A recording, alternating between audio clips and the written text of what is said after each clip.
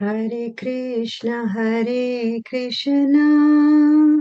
Krishna Krishna, Hare Hare, Hare Rama, Rama Rama, Hare Hare, Hare Krishna. Hare Krishna, Krishna Krishna, Hare Hare, Hare Rama, Rama Rama, Hare Hare.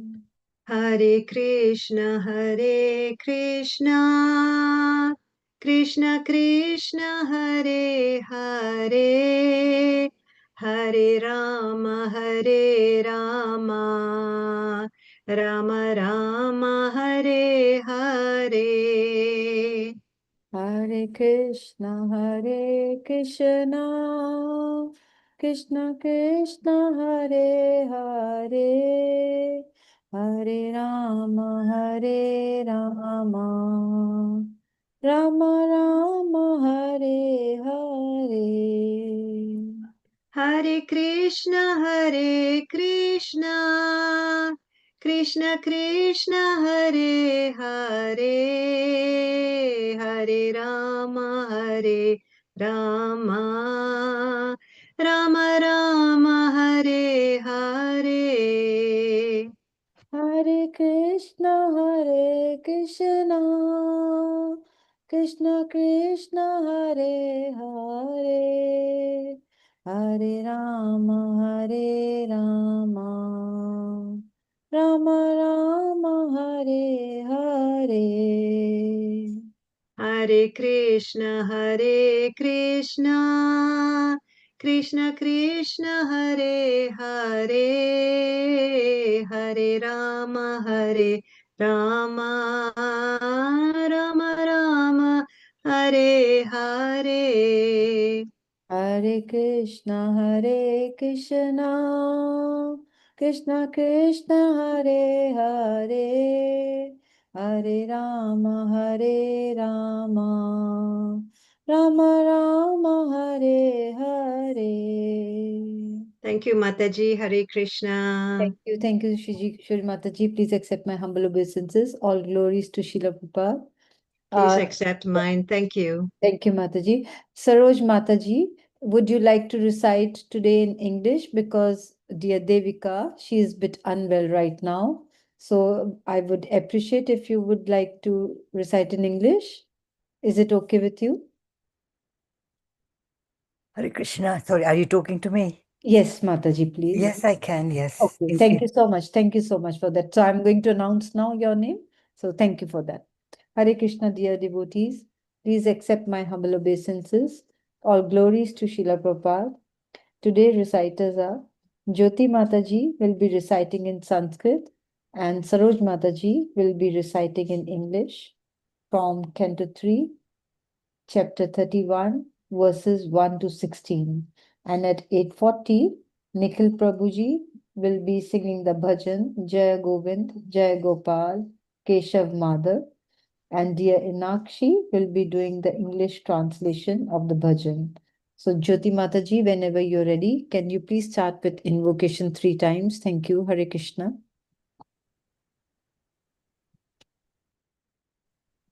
Om Namo Bhagavate Vasudevaya. Om Namo Bhagavate Vasudevaya. Om Namo Bhagavate Vasudevaya. Chapter 31, Lord Kapila's instructions on the movements of the living entity. Text 1. Shri Bhagavan Uvacha Karmana Deva Nitrena Chandurdeho Papate Shri Striya Pravista Uttaram Vamsoreta Kanarsrayaha. Hare Krishna. Translation. The personality of Godhead said, under the supervision of the Supreme Lord and according to the result of his work, the living entity, the soul, is made to enter into the womb of a woman through the particle of male semen to assume a particular type of body. Text 2. Kalam tav ekaratrena pancharatrena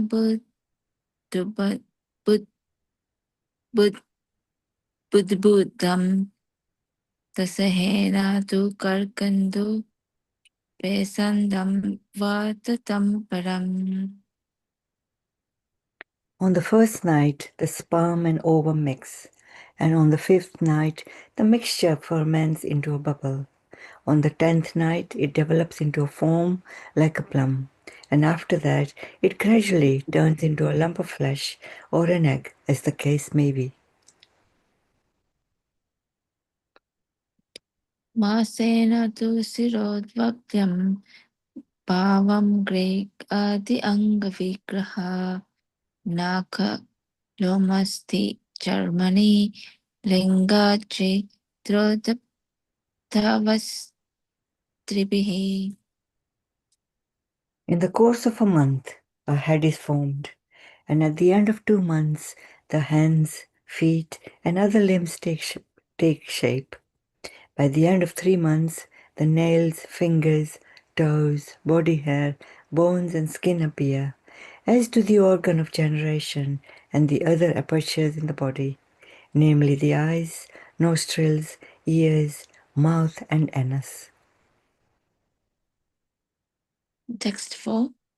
Chaturbhidvatas dhatava spapta panchabe kshatratir uddavaha sadbircharayuna vitaha kakshau brahmyati takshine. Within 4 months from the date of conception, the 7 essential ingredients of the body, namely child, blood, flesh, fat, bone, marrow, and semen, come into existence. At the end of 5 months, hunger and thirst make themselves felt, and at the end of 6 months, the fetus, enclosed by the amnion, begins to move on the right side of the abdomen. Text 5. Matur chagdhana panadir etat dhatur asamate setivin karte sajantur sambhave. Deriving its nutrition from the food and drink taken by the mother, the fetus grows and remains in that abnormal residence of stool and urine, which is the breeding place of all kinds of worms. Text 6. Karme bhikshita sarvanga saukur maryat pratiksanam murcham apnoti urukleshas tatyatai shuddhitarmaho.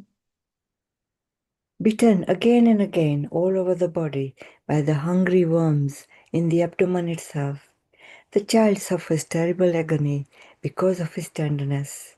He thus becomes unconscious moment after moment because of the terrible condition. Text 7.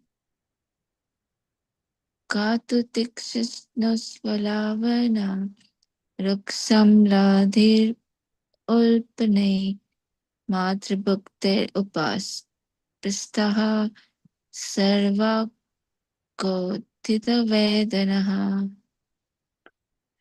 Owing to the mother's eating bitter, pungent foodstuffs, or food which is too salty or too sour, the body of the child instantly suffers pains which are almost intolerable.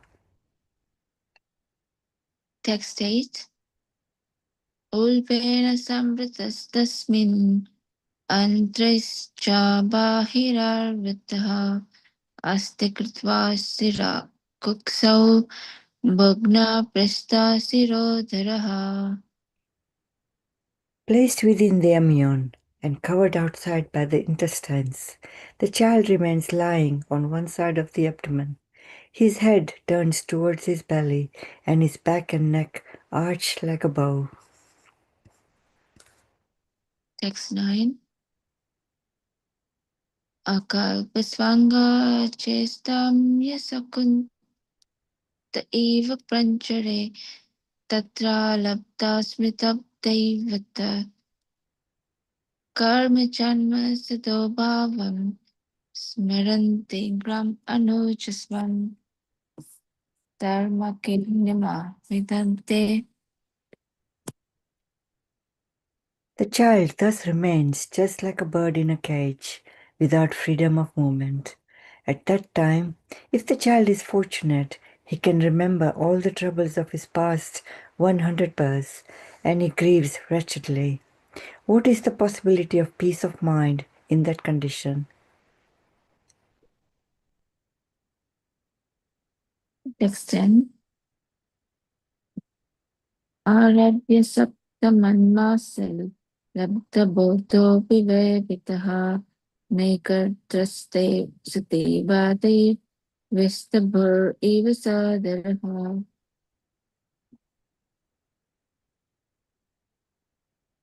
Thus endowed with the development of consciousness from the 7th month after his conception, the child is tossed downwards by the airs that press the embryo during the weeks preceding delivery. Like the worms born of the same filthy abdominal cavity, he cannot remain in one place. Text 11. Nathamana rishi vrittam saptavadri kutanjalihi stubita tam viklavaya vaya yena dare vritaha. The living entity in this frightful condition of life, bound by 7 layers of material ingredients, prays with folded hands, appealing to the Lord who has put him in that condition. Text 12. Chaturvacha tasyo pisana mavitam jagati chayate nana tanur bhuvichala charanara vindam soham brajami saranam he kuto bhayame yene triskasti adarisasato narupa. The human soul says, I take shelter of the lotus feet of the Supreme Personality of Godhead, who appears in his various eternal forms and walks on the surface of the world. I take shelter of him only, because he can give me relief from all fear, and from him I have received this condition of life, which is just befitting my impious activities.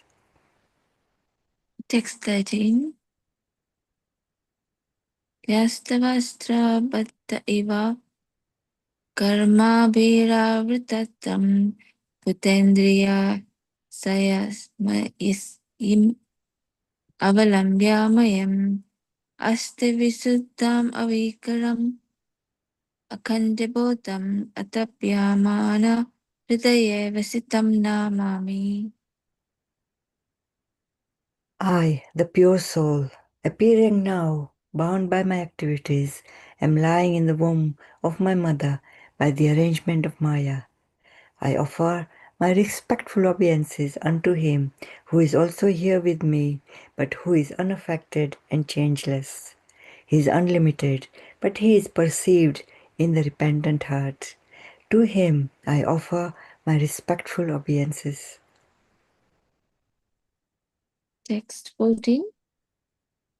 Ya panchaputa vijite rahita savire chano yathendriya gunartha chidatmakoham devati kunta mahimanam rishitam enam vande param prakriti sayo pamamsam.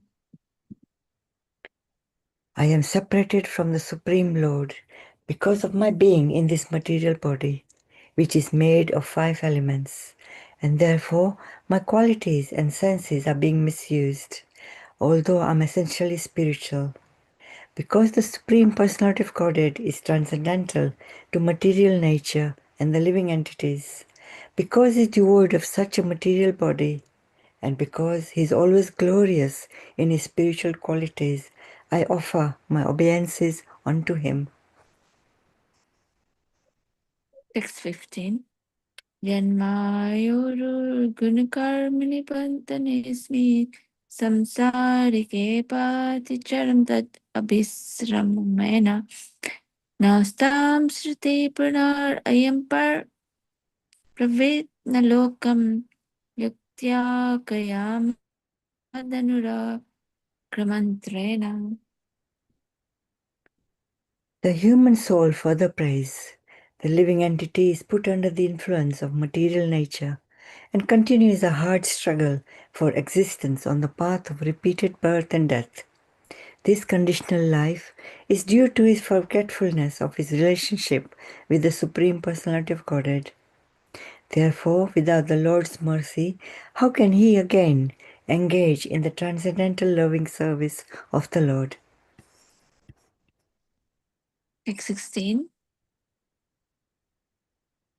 Gnanam yadeta adadat kata mahasatevas traikalikam shri rajaris anuvarti tam saha tam jiva karma padavim anuvartamanas tapotrayopa samanaya vayam bachem. No one other than the Supreme Personality of Godhead, as the localized Paramatma, the partial representation of the Lord, is directing all inanimate and animate objects. He is present in the three phases of time, past, present, and future. Therefore, the conditioned soul is engaged in different activities by his direction. And in order to get free from the threefold miseries of this conditional life, we have to surrender unto him only. Hare Krishna, thank you. Thank you, Jyoti Mataji and Saroj Mataji, for the very nice recitation. And thank you, Saroj Mataji, for volunteering as well at the last minute. Thank you so much for that. Hari Bol, Hare Krishna. I appreciate that.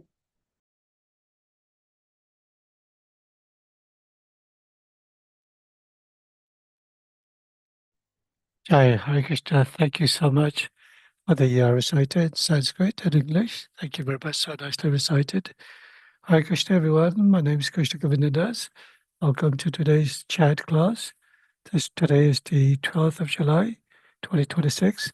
Today we're going to be reading from Srimad Bhagavatam, Canto 3, the status quo, Chapter 31, the movement of the living entity. Sorry, rather. Lord Kabbalah's instructions on the movements of the living entities.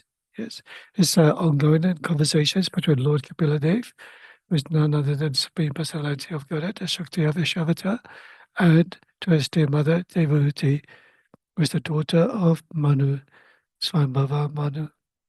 So, just wanted to check if you can hear me okay. I'm just going to share my screen as well.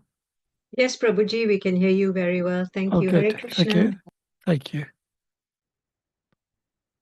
You can see the screen? Yes, Prabhuji, thank you. Okay, the verses that we're going to be discussing is verses 5 to 9 today.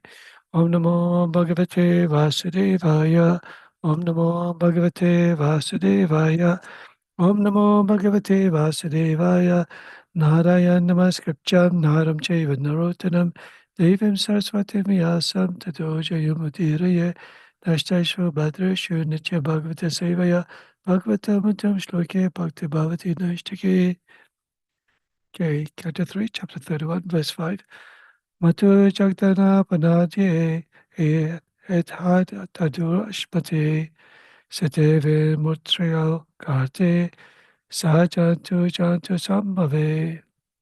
Translation: deriving its nutrition from the food and drink taken by the mother, the fetus grows and remains in the abominable residence of stools and urine, which is the breeding place of all kinds of worms. Purport. In the Markandeya Purana, it is said that in the intestine of the mother, the umbilical cord, which is known as Apyayani, joins the mother to the abdomen of the child. And through this passage, the child within the womb accepts the mother's assimilated foodstuff. In this way, the child is fed by the mother's intestine within the womb and grows from day to day. The statement of the Markandeya Purana about the child's situation within the womb is exactly corroborated by modern medical science, and thus the authority of the Puranas cannot be disproved, as is sometimes attempted by the Mayavadi philosophers. Since the child depends completely on the assimilated foodstuff of the mother during pregnancy, there are restrictions on the food taken by the mother.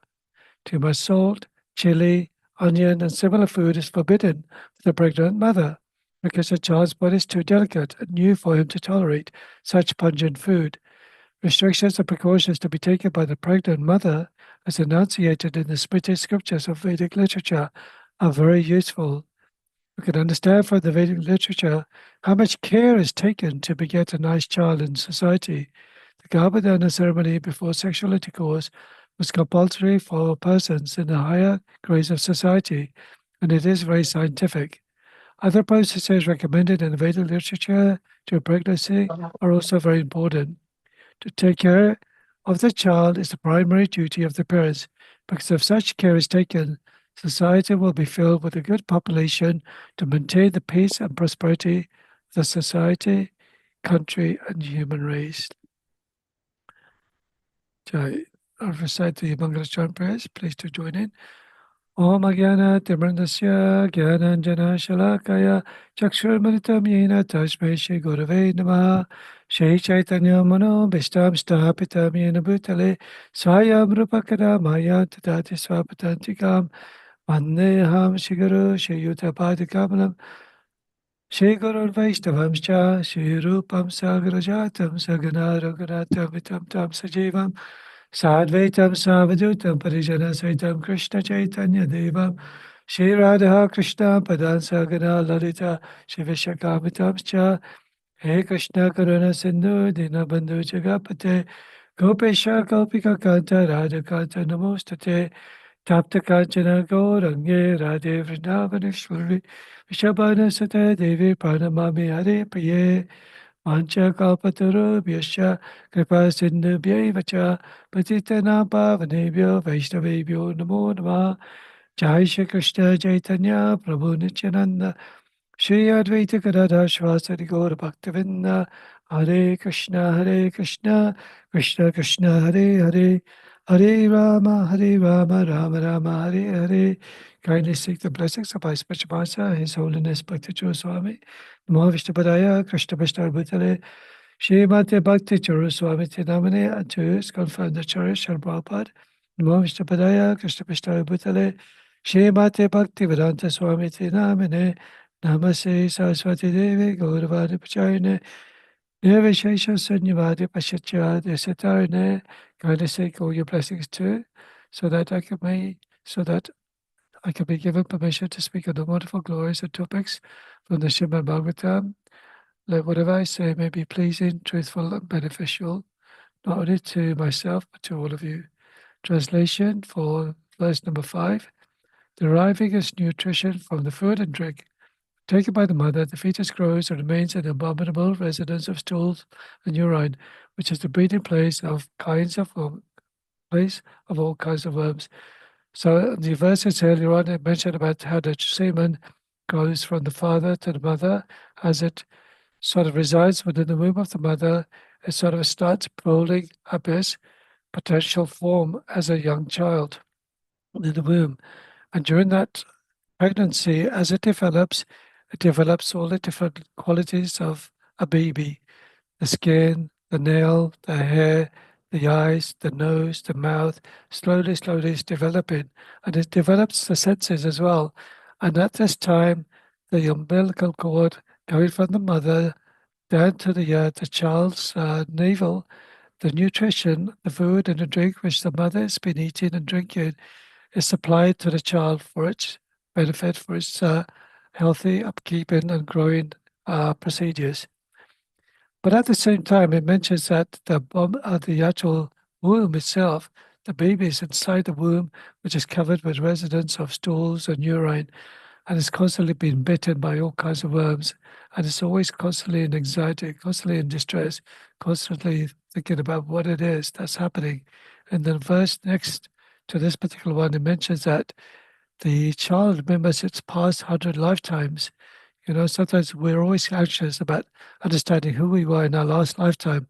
Were we some famous person, or we were just some ordinary personality? What is it that makes us the personality we are right now based on who we were in the last life? Were we devotees? Were we sort of some influential people? There's so many things and thoughts in our mind. Of course, the most important thing is to remember the present time, who we are, why we're here. And the Srimad Bhagavatam gives all this wonderful explanation about the journey of a person from not only from the initial conception, from the semen stage to the stage of as it's growing inside the womb, the difficulties it's facing, the challenges, its distress, it's causing all sorts of memories and the past life, who we were, why we're here, and it's constantly in frustration because it wasn't able to fulfill its desires in its previous life. That's why we're taking this birth again and again and again. And depending on what we remember at the time of death, that state of being we will attain without fail. We've covered this particular topic quite a few times. When we remember certain things, like Chad Bharat remembered a deer because it was very affectionate and very fond of it, became very caring towards the deer. And at the time of his death, instead of remembering the Supreme Lord, even though he had so much wealth, so much opulence, so much royalty, status as a king, but yet he gave it all up to live in the forest, to take onto the stage of Anapas and sannyas, to remember, fully dedicate himself to Krishna. So you could see this journey is very precarious. Any moment anything could happen. Our senses are like the roaming around like the wind everywhere. It is very difficult to control. So also, design something to fulfill our happiness, constantly desiring to fulfill our dissatisfaction, constantly desiring a way to overcome our distress. Srila Prabhupada further mentions in the purport following this particular verse how we're constantly deriving some sort of temporary satisfaction to overcome our distressful situation. Now you may wonder, well, why does the Srimad Bhagavatam, why does the Bhagavad Gita constantly telling us about the suffering in this material world? You may be thinking, I'm not suffering. I just got a new car, got a new house, just got married, I got a new job. I'm in a high sort of status, got a high position, got a very good salary. My wife's very loving. My husband's very caring. I've got beautiful children. Why do we have to keep thinking and talking about distress, distress, distress? Life isn't just about distress. My friend, you may be in a fortunate position to be in a very prestigious stage, and I'll discuss that in a little while. But what happens, that status may be very temporary. You may have that particular position. You may have that good health. You may have that wealth. You may have some beautiful husband or wife. You may have a beautiful home. You just see the world around us, how it's constantly been destroyed. There's hurricane, tornadoes, earthquakes. There was just a stabbing in Hayes. I heard a little while ago. Is it really safe to go out on the street? You may have a beautiful car, and who knows? Somebody's trying to steal it. Somebody's trying to scratch it. Somebody's trying to be envious regarding all this opulence that you may have. Then you may say, well, that is life. You just got to get on with it. You have a car accident, just buy another car, claim on the insurance. My friend, I wish it was as easy as that, but constantly this constant reminder. And this particular verse is constantly reminding us about the very fragile world, this fragile world that we're living in, because we're constantly going in through this cycle of birth, repeated birth and death. 8,400,000 species of life. Do we really want to come back into a tree? Do we really want to come back as an insect? Do we really want to come back as a worm or something which is not very pleasing to see? Or do we really want to take this utility, this valuable time to remember Krishna? Do you want to remember Govinda at the time of death? Do you want to remember how the suffering can be eliminated? From the highest planet in this material world down to the lowest are all places of suffering. And that's in the Bhagavad Gita. I remember the particular verse. It says chapter 8, containing the Supreme verse number 16. Abrahma bhavana loka puna ratino arjuna mama pecha konteya puna jamana vechyate. From the highest planet in the material world down to the lowest are all places of misery wherein repeated birth and death takes place. But one who attains to my abode, O son of Kunti, never takes birth again. So do we really want to go to a place where we never take birth again? Do we really want to be in a womb where we're constantly suffering and bitten by hungry worms? Do we want to live in a conditioned state where we're covered by mucus and stool and urine? Do we really want to remember all our 100 lifetimes previously? Do we want to suffer again? Do we really want to go through this cycle of repeated birth and death, of birth, old age, disease, and death? Right now, you may be very healthy. Right now, you may be very, very free from any diseases. But we just see, how people are suffering heart attacks, illnesses, diseases, AIDS, famine. We discussed about this in our last conversation last week. There's so many diseases, cancer, even children, babies are having cancer. How is it possible that children at birth are having cancer? Cancer wasn't a prominent thing 50, 60 years ago, but now, fortunately, even devotees are getting cancer. Many devotees I know are getting cancer, getting treatment, but they're very, very focused. They're very, very surrendered. My own sister, Nanda Kishore, she passed away 6 ago. She had cancer. She was very, very dedicated in her devotional service. And Krishna, by Krishna's mercy, she was blessed by having devotees around her. She had a Shalagram Shila of Gopal in her hand when she passed away. And that is what we want to do. We don't know exactly when we're going to die. We don't know exactly what diseases we may have. Heart attack, cancer, all sorts of diseases. Who knows, Even I went to India about 30 years ago, I remember. And there was, at that time, there was a big thing about taking malaria tablets. And mentioned that there were so many side effects having these malaria tablets, loss of hair. So I don't need to worry about that. Other sort of side symptoms, illnesses, feeling very drowsy, less energetic, sleepy. So on that particular year, I decided not to take these malaria tablets and Larium, I think it was. So I decided, let's go to India, just pray for Krishna's mercy. And fortunately, when I came back, I did have malaria. And malaria is not a very nice thing at all. It's almost like having a flu 10 times over, And I was in bedridden for 7 days or so, And another devotee friend of mine, when I went to Africa, he had brain malaria. It's one of the most dangerous type of malaria you could have. So yes, Krishna's given us that intelligence. From Krishna comes knowledge, from Krishna comes remembrance, from Krishna comes also forgetfulness. So we have to remember Krishna's given us intelligence. If you want to take precautions, then you should take precautions. The other thing I remember when I was going to the Holy Dham, the devotees specifically said, don't drink any of the waters from the Kund, Radha Kund, Shama Kund, Ganga Jal, Ganges. All the different tirthas that you go to around Govardhan, there's beautiful tirthas, Govinda Kund, all these different kunds, and you want to just drop it at the top of your head. And I did take a few waters in my mouth, thinking, nothing will happen. And unfortunately, whether it was that reason or another reason, I'm not sure, but more than likely it was. I had dysentery, I had stalled bowel movement, I felt sick, I felt ill. So just be cautious, be mindful, listen to the devotees, what they say about taking care of yourself. And that is why within the scriptures, there's so much reiteration about this conditional life, about it, repeated birth and life, about diseases, about all sorts of causes that causes our life to go downhill if we're not taking care of ourselves. So here it mentions about the importance about Govardhana ceremony.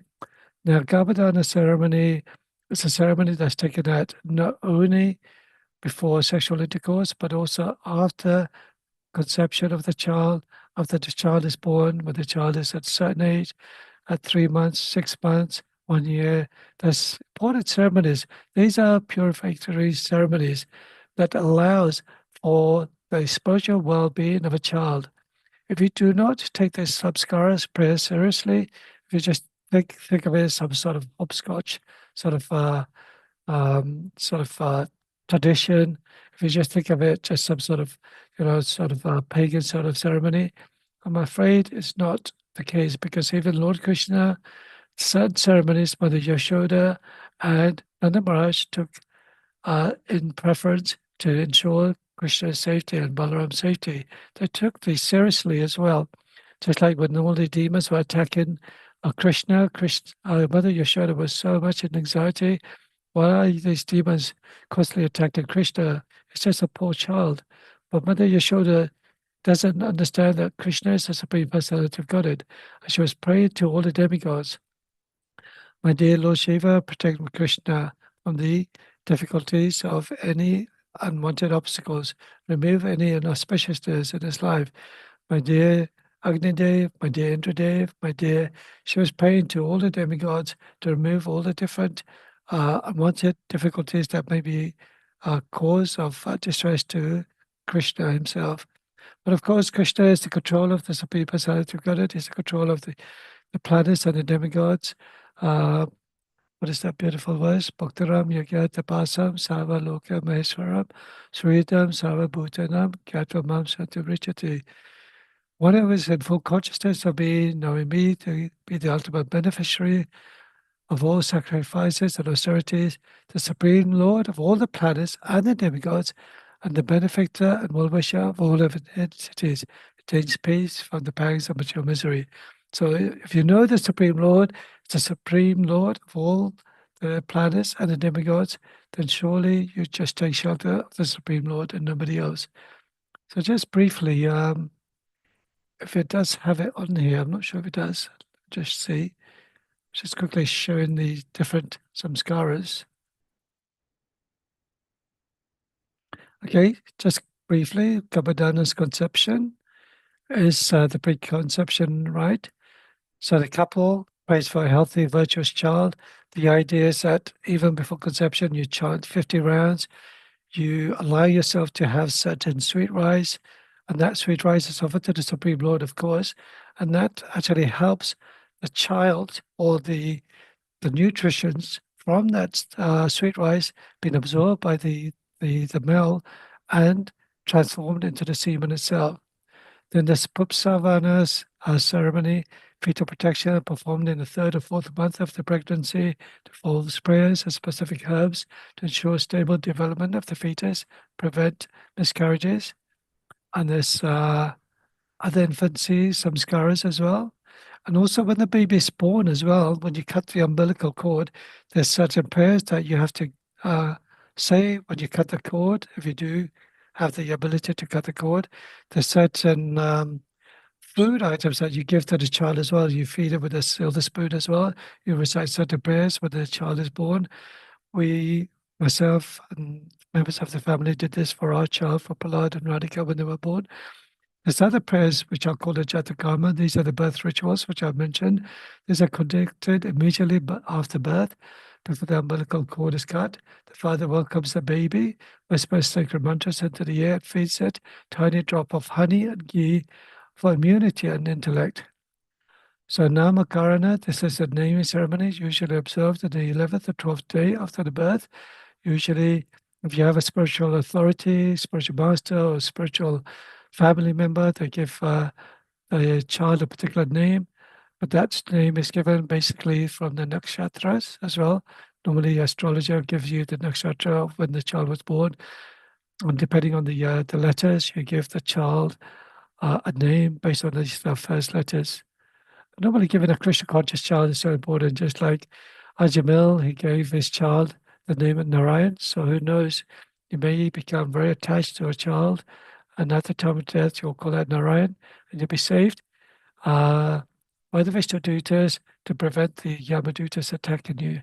So Nishkramana is performed in the 4th month. The baby is taken out of the home for the first time. So for some reason, that is on the 4th month. Normally, there's 12 days before you take the child out, and generally with the devotee community, within the Vaishnava community, we see that every important day is important to take the child out. Some take it seriously, some don't, but circumstances are there as well. So you have to remember, if a child is born in the temple, then of course the child is taken in front of their lordship, Sri Sri Radha Gokulananda.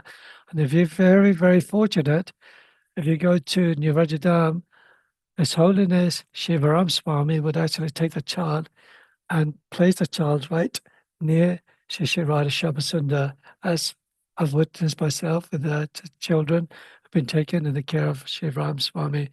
Of course, for particular reasons, for health reasons, for safety reasons, we cannot do that for certain temples. And also, when a Brahmin and a Pujari perform certain ceremonies for a child, he has to ensure that he is also very pure, because the child is considered impure at that particular time. So certain ceremonies are done through the observance for the mother and father of the child. So then there's the other ceremonies. Annaprashana, this is the first solid food. This is conducted around the 6th month when the child cuts their first teeth.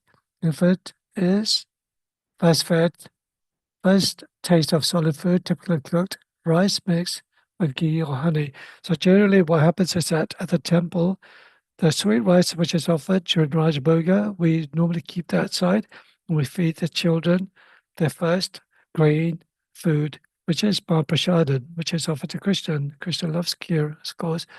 Then also Karnaveda, which is the ear piercing ceremony. This is normally done between 6 and 12 months. The earlobes appears using a needle to stimulate acupuncture points to enhance hearing capacity. And also at the same time, it's actually the ear piercing ceremony is also given to a male child as well. From what I understand, when the ears are pierced, it removes certain envy, it removes certain lusty desires as the child develops into maturity from childhood to teenager life. Then there's other samskaras as well. I won't go into so much detail. Perhaps next time I will do Juda Karana, Tosha, perform between 1 and 2, 3. The child's birth hair is completely shaved off. Vijaramba for boy and girl as well. For some girls, they shave their hair off as well. This is the Vijaramba. It's the initiation of letters. So normally this is observed around 3 or 4 years old, although it's got 5 here. So you have a plate filled with rice, not cooked rice, just normal style rice. And then with the father's hand, you write certain syllables on that plate of rice, names of Krishna, names of Radha.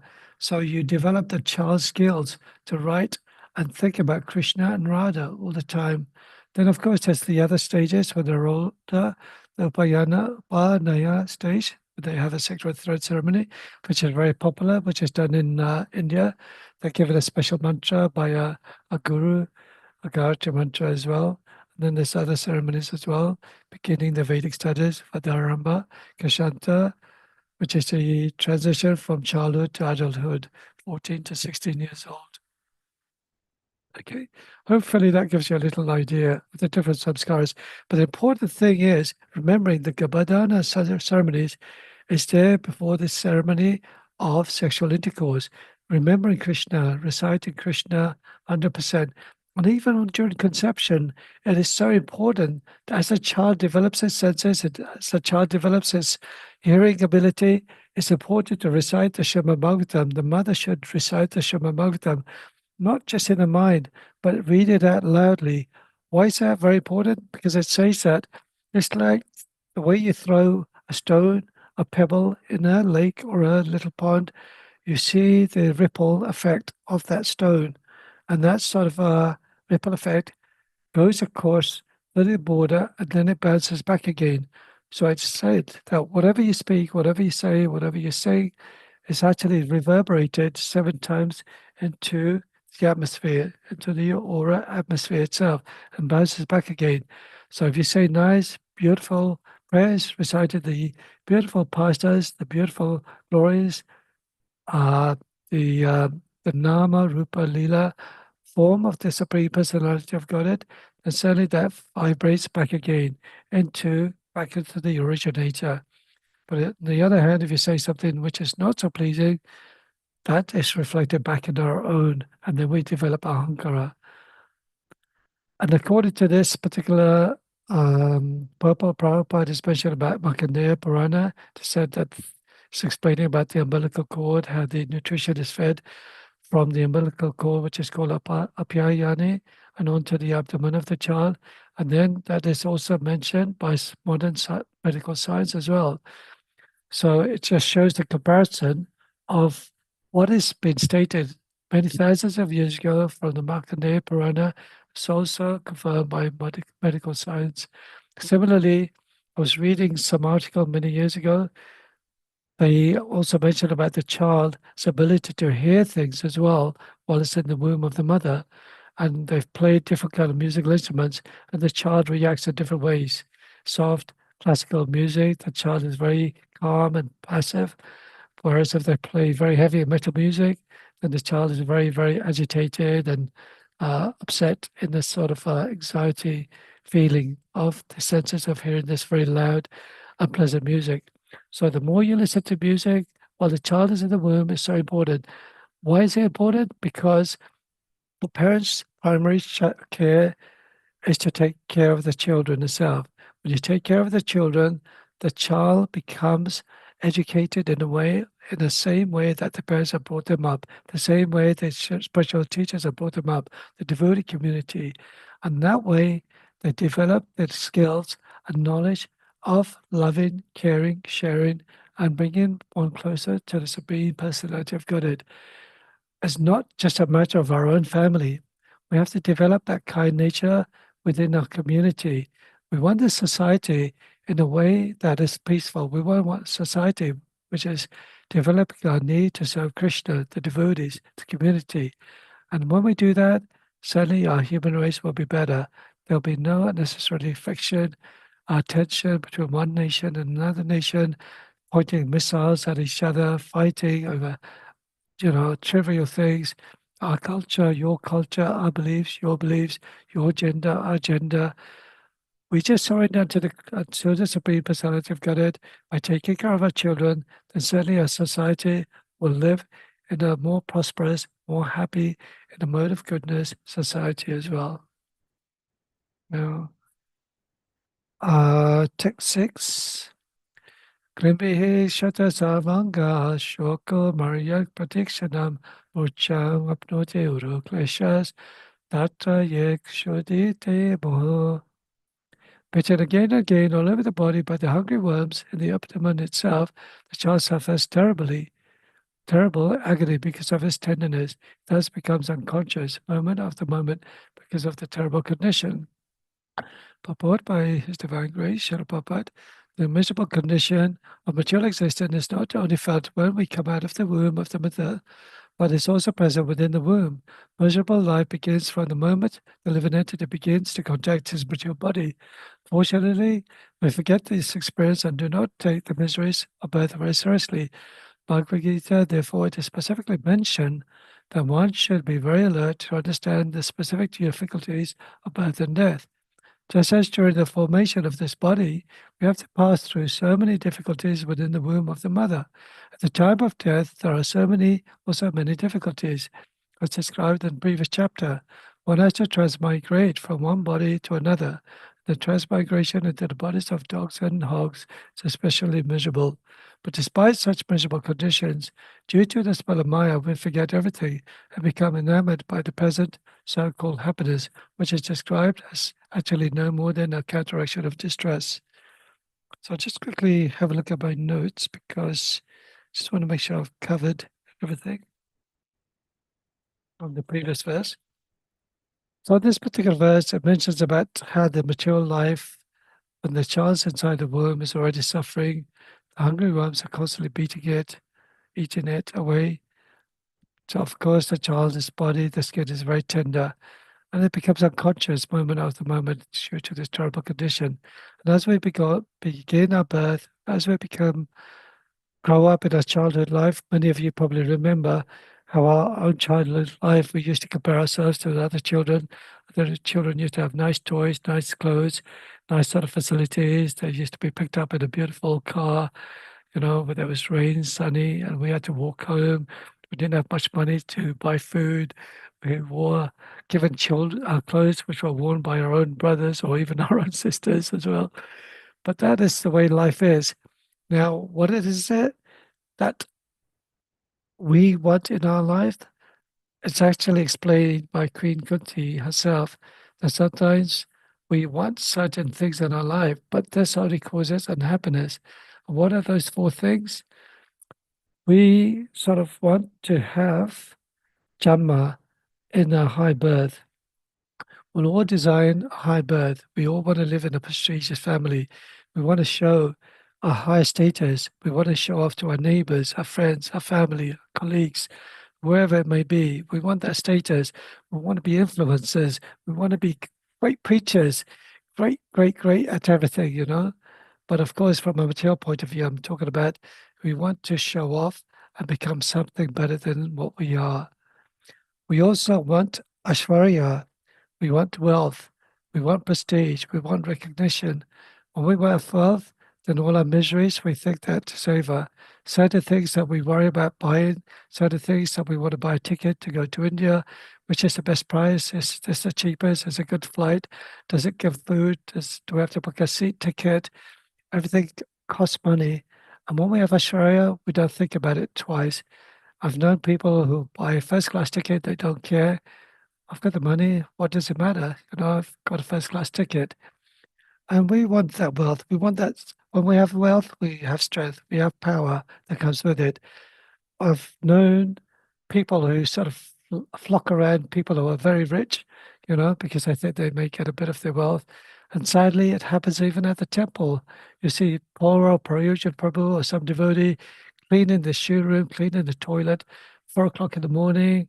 People just walk by, they don't think twice about it. But yeah, somebody walks in, they're very beautiful, they've got a lot of money, they come in a Rolls Royce, people hover around them like flies. Of course, there's nobody richer than the Supreme Personality of Godhead.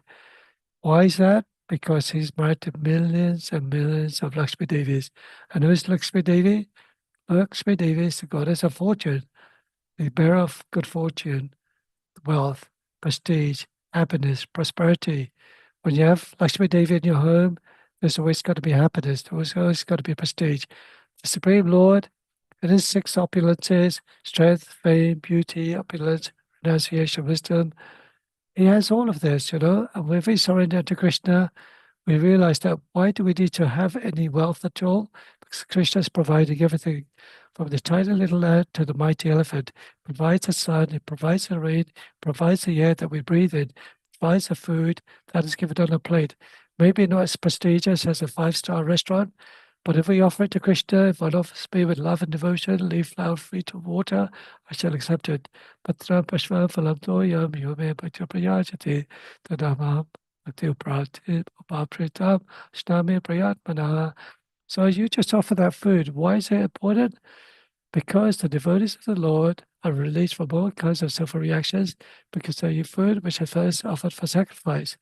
That food which we offer to Krishna becomes purified, becomes sanctified. When we eat that food, we become spiritualized. We take in that remnants of Krishna. But if we don't do that, one verily eats sin.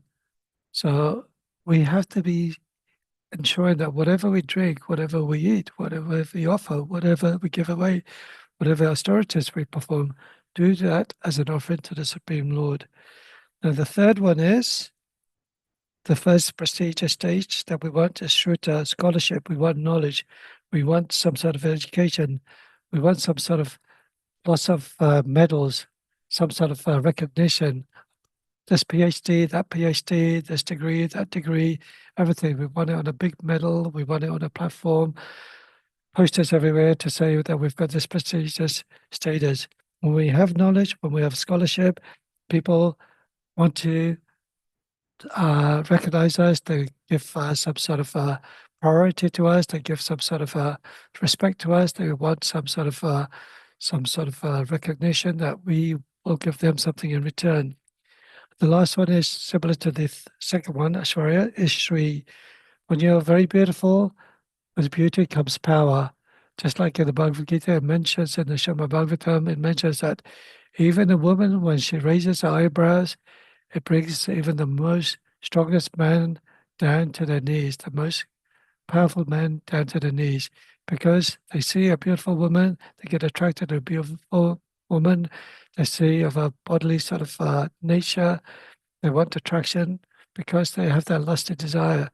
When we have Sri, when we have beauty, we have power, we have prestige, but there's no one more beautiful than the Supreme Lord.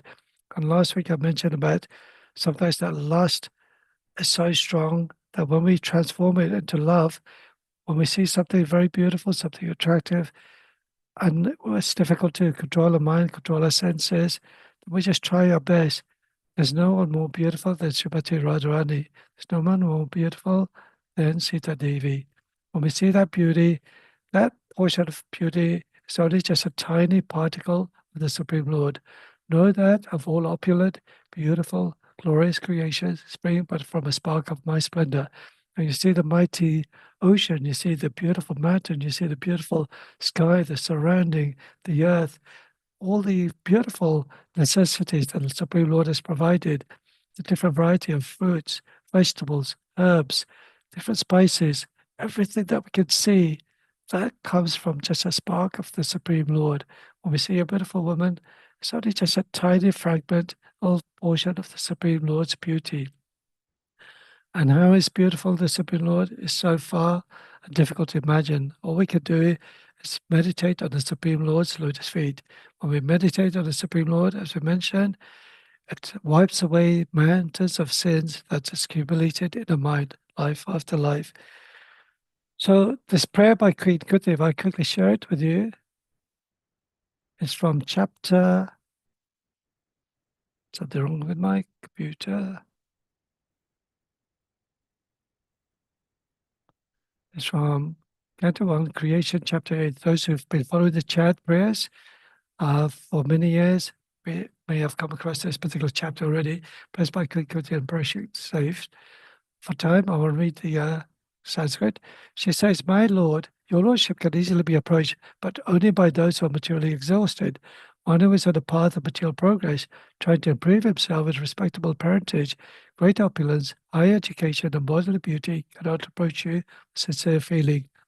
So as I mentioned earlier on, the four pillars that we always strive for material success, which Prabhupada mentioned, Janma, high birth, Aishwarya, wealth, strength, mighty power, Shruta, scholarship, knowledge, education, erudition, and Shri, beauty and power, which comes with beauty. Now, when we actually have all that opulence, we don't really think about the Supreme Lord because we think we have everything within our life. But when we don't have that, when we completely exhaust ourselves, as in the case of Queen Kunti and the five Pandavas, they had the opulence, the kingdom, the palaces, the wealth, the kingsmen, they lost everything. They lost everything due to the cheating Kauravas. They lost their kingdom. And they could only approach the Supreme Lord. Now, can somebody quickly give me examples of somebody who wanted prestige, some power, some status, and they lost it all?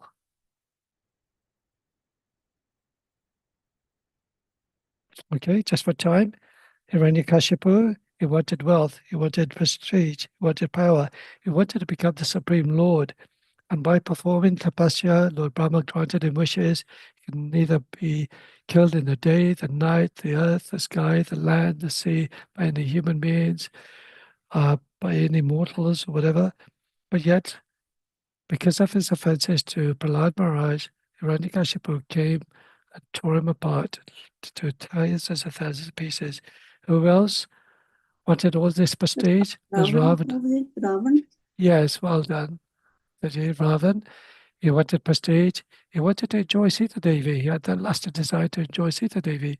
But nobody, apart from the Supreme Lord, can enjoy Sita Devi. So he was destroyed, killed by the Supreme Lord Rama himself. Now, can somebody give me two examples of scholars who are very proud of their nature because of their prestige? Passages from Lord Chaitanya, or even Lord Balaram? Prakashini, this one. Dravasha Muni? Yes, Prakash. that's a very good. Did you say Dravasha Muni? No, Prakash. Oh, Prakashananda Swami, That's well it, done. yeah. Yeah, Prakashananda Saraswati. Thank you, Mataji. So Prakashananda Saraswati and his thousands of followers were Mayavad philosophers. He criticized Lord Chaitanya Mahaprabhu. What are you doing? You're just like a mad fool. Why are you chanting and dancing? Why don't you study the Vedanta? Why don't you take spiritual life seriously? And what did Lord Chaitanya Mahaprabhu do? He preached about the glories of bhakti through Vedanta. And when Mother Prakashananda Saraswati took this instructions to heart, he was transformed from a Mayavad to a bhakti devotee. And not only himself, but all of his followers became devotional followers of bhakti. Devotees. Yeah, thank you. Is that- Anybody? Sorry. Yeah, carry on, Mataji. Is the Sarvama Bhattacharya as well? Yes, very good. What's your name, Mataji? Ganta. Kantaben, very good. So Sarvabhauma Bhattacharya, for 7 days, he was trying to explain the Atmaram verse to Lord Chaitanya Mahaprabhu, because he was very knowledgeable. He was a high scholar. He was actually the principal minister to Mr. Kid. I've forgotten the name. What? I forgot as well. Yeah. Oh, just forgot his name. The Yeah. king wanted to see Lord Chaitanya Mahaprabhu so desperately. But yes, Sarvabhauma Bhattacharya was trying to give the instructions of the Atmaram verse to Lord Chaitanya Mahaprabhu, but he was unable to comprehend Lord Chaitanya Mahaprabhu. And he said, you've explained the Vedanta point of view from the Atmaram verse. So Lord Chaitanya Mahaprabhu explained the same verse 64 times without even touching any of the teachings what Sarvabhauma Bhattacharya had taught. And then he was astonished and he said, wow, you cannot be the ordinary person.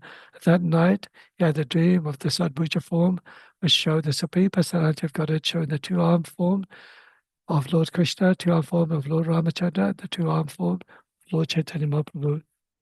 It just shows you when you try and have too much prestige, then certainly, then of course pride gets into you, and then you actually lose your spiritual qualities and become a fool number one. So text number 7, just for time, I'm just going to read the verse. Owing to the mother's eating bitter, pungent foodstuffs or food which is too salty or too sour, the body of the child incessantly suffers pains which are most intolerable. So this is very important for the mother to ensure that they eat the right foodstuff. Of course, there's a craving that the child, our mother has.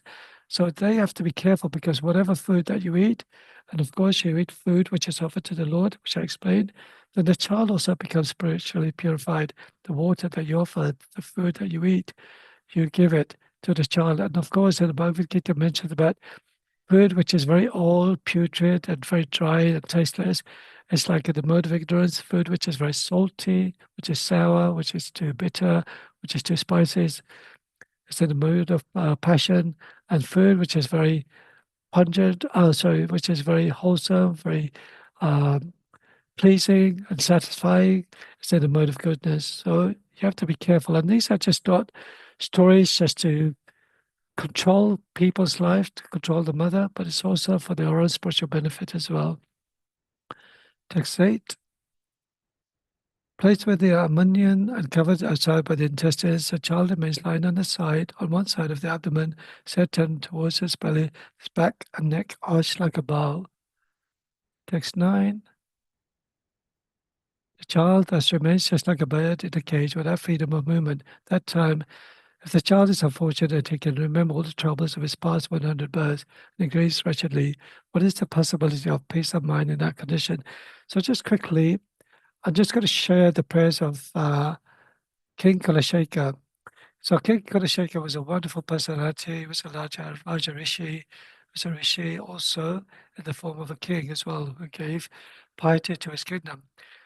While he was very young, while he was very youthful, he prayed, my dear Lord Krishna, pray that the swan of my mind may immediately sink down to the stems of your lotus feet, of your lordship, and be locked up in their network. Otherwise, at the time of my final breath, when my throat is choked up with cough, how will it be possible to think of you? Although in the case of the verses that we're reading, it's the moment of birth, and that time at the birth, we're also choked in with all the mucus and bile within the womb. We've been bitten by all the hungry worms. We're remembering all the 100 lifetimes previously. But when you're actually born, you forget about all these things. But at your prestigious point in your life, at your youth, at your young adulthood, you forget Krishna. So that's why King Kulasheka is saying, but the swan of my mind, at the time when I have intelligence, when I'm able to understand who you are, let the swan of my mind be entangled in your lotus feet. Why the swan? Because the swan is always playfully going to the lotus, to the stems of the lotus flower, which is growing in the water. They want to play playfully, and that's what King Kulasheka is doing.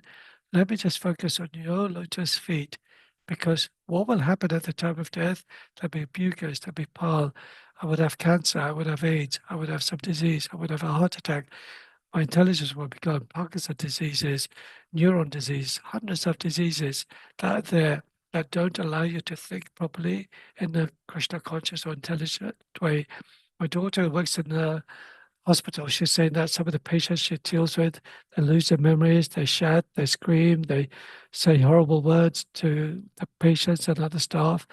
Do we really want to be in that situation? That's why we got to take Krishna consciousness seriously.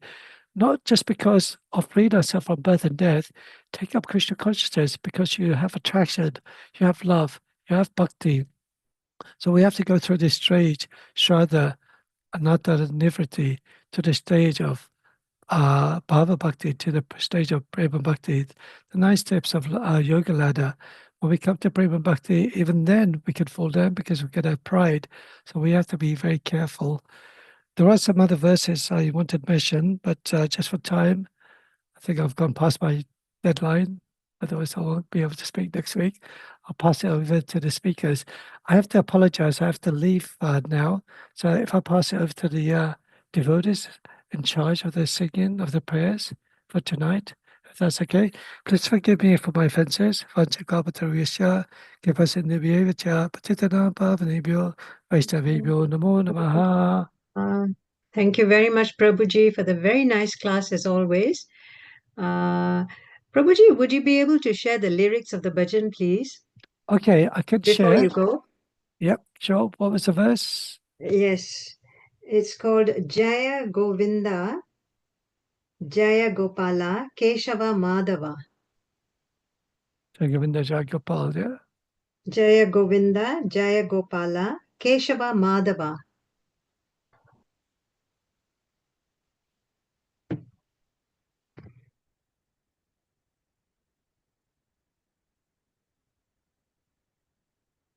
I couldn't find it on.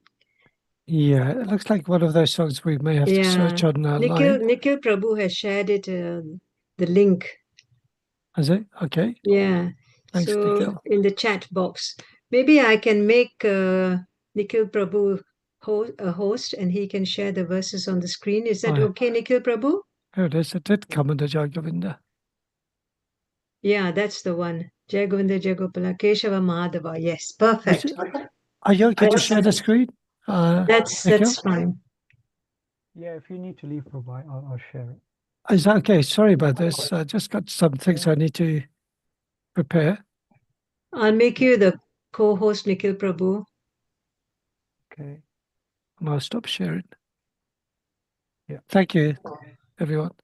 Thank you very much. Hare Krishna. Hare Krishna. Thank you, Prabhu. Okay. That's it, yeah. So, dear devotees, please accept my humble obeisances. All glories to Srila Prabhupada. Srila Prabhupada ki jai. Today's beautiful bhajan is being sung by Nikhil Prabhu. But before Prabhu sings the bhajan, we have dear Inakshi to read the English translation. Inakshi, are you there to read the English Hare translation, Krishna, please? Prabhuji. Yes, Hare Krishna. Hare Krishna. When you're ready, please go ahead. Thank you. Hare Krishna. O pleaser of the cows, O protector of cows, O bearer of the finest hair, O husband of the goddess of and the son of Nanda Maharaj, you are the infallible one, bearer of finest hair, the one who bears Lakshmi Devi, the husband of the goddess of fortune, Gopala, Govinda, Hari. In the banks of the Yamuna, you play the flute and bear the form of a great dancer. Thank Hare you for the Krishna. very nice translation. Thank you. Sorry, Hare Krishna. Mataji, the first point was missed on this recitation. Which point, Prabhuji? First one. I think when the first line was read, Goddess of Fortune, it just gone straight to the second point. You are the infallible one. Oh, sorry. You are That's the okay. beautiful dark complexioned Shama and the darling Kanaya. You are the lifter of Govardhan Hill and the son of Nanda Maharaj.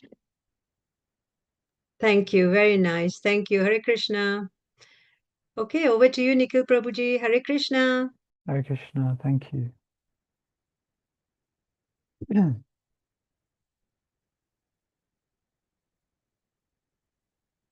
Jai Govinda, Jai Gopal,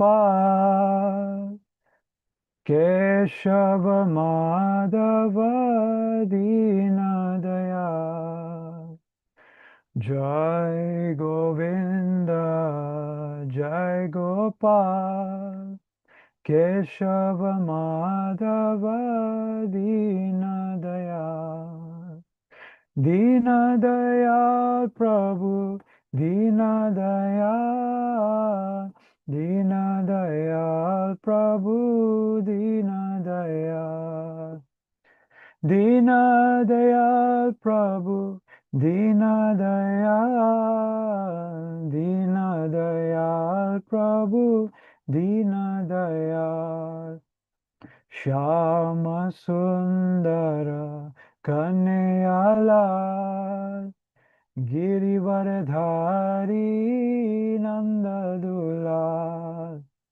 Shyama Sundara Kanayalal, Girivardhari Nandadulal.